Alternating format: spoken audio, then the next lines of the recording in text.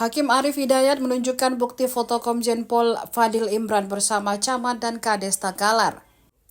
Bukti foto tersebut diajukan pihak Syamsyari Kita Nasir Ibrahim untuk mendukung dalil gugatan mereka.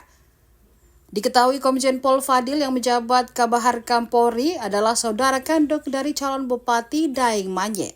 Sebelumnya diberitakan Syamsyari Kita Nasir Ibrahim meminta agar Mahkamah Konstitusi mendiskualifikasi Daeng Manye Hengki Yasin dan membatalkan keputusan KPU terkait hasil Pilkada Takalar 2024.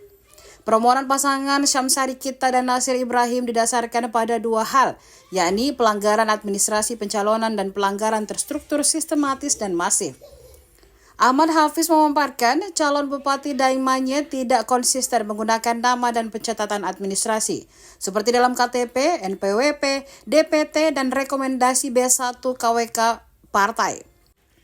Padahal, kata Hafiz, Pengadilan Negeri Takalar pada bulan Agustus tahun 2024 telah mengizinkan Daeng Manye mengubah nama dari Muhammad ke Muhammad. Sementara untuk pelanggaran TSM, Ahmad Hafiz menyebut ada keterlibatan dinas, camat, dan kepala desa dalam pemenangan Daeng Manye Hengki Yasin. Di antaranya adanya ASN guru yang melarang aktivitas kampanye nomor urut 2 ASN yang ikut lomba domino bernuansa kampanye paslon nomor urut 1 dan grup percakapan WhatsApp dinas untuk ikut kampanye paslon nomor urut 1.